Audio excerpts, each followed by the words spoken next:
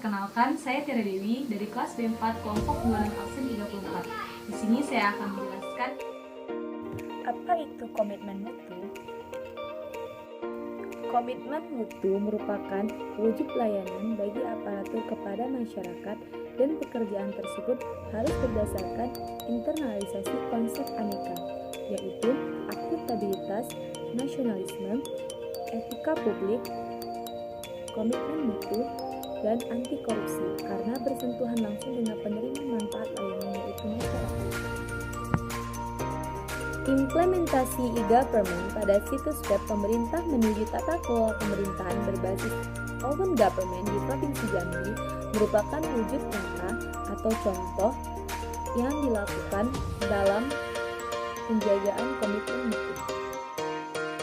Kondisi ideal yang diharapkan yang pertama adalah hakikat tujuan diterapkannya e-government adalah agar dapat menerapkan suatu praktek pemerintahan yang good governance, di mana good governance berupa suatu kontrak sosial yang menuntut demokratisasi terhadap pelaksanaan administrasi pemerintahan.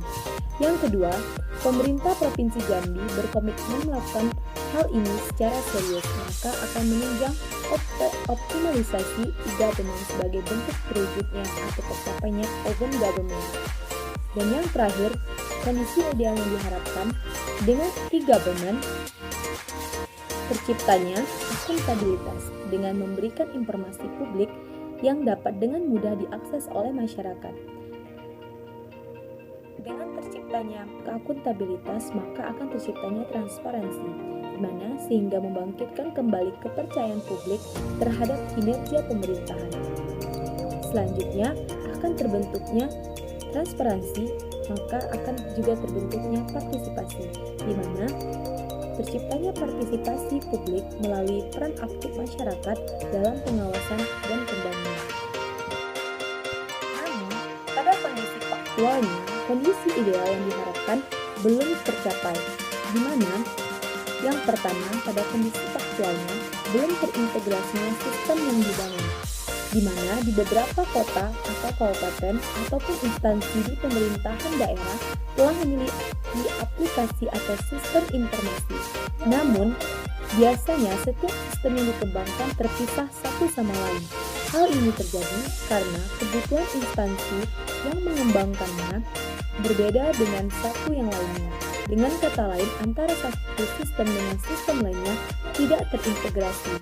Dengan tidak terintegrasinya sistem yang ada, maka kesulitan yang akan dihadapi adalah ketika kita membutuhkan suatu data atau informasi berasal dari berbagai sumber data, karena karakteristik data atau informasi yang berasal dari beberapa sistem informasi yang ada memiliki perbedaan format atau standar yang ada.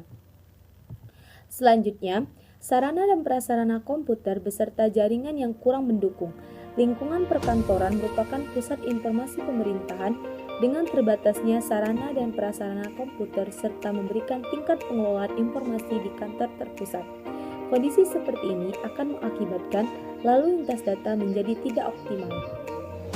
Selanjutnya, terbatasnya sumber daya manusia, di mana pada kondisi faktualnya kebutuhan sumber daya manusia yang berkualitas dan paham serta mengerti di ahli bidang teknologi, informasi atau IT masih sangat sulit didapatkan. Sumber daya manusia di beberapa kantor pemerintahan daerah masih sangat terbatas. Terlebih dengan ditunjukkannya kesadaran para pimpinan di kantor pemerintahan di daerah mengenai pentingnya membangun suatu unit pelaksanaan teknis yang khusus menangani bidang teknologi informasi masih sangat kurang. Selanjutnya,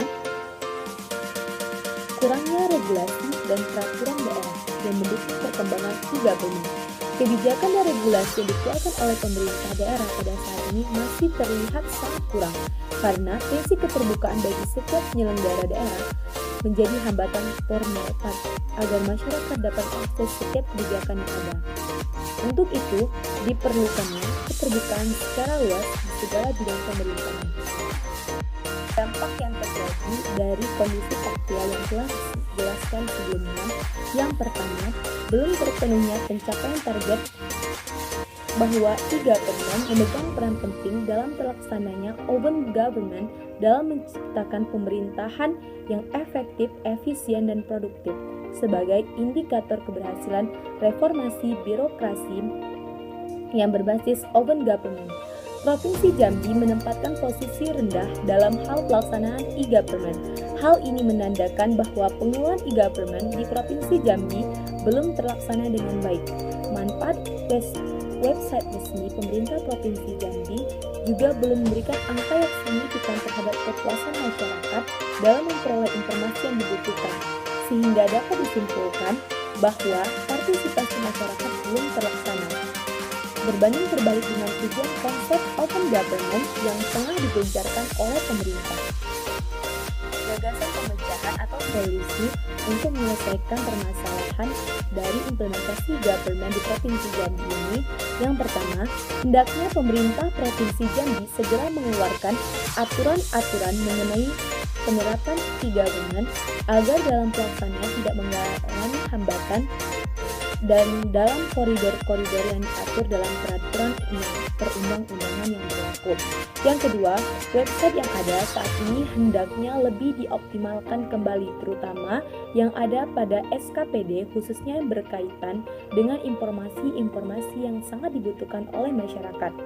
Yang ketiga, hendaknya pemerintah Provinsi Jambi mempertimbangkan kembali pengalokasian pembiayaan pengembangan infrastruktur dan jaringan e-government yang dianggarkan secara bertahap, karena hal ini akan menimbulkan kendala-kendala baru di tahun yang akan datang.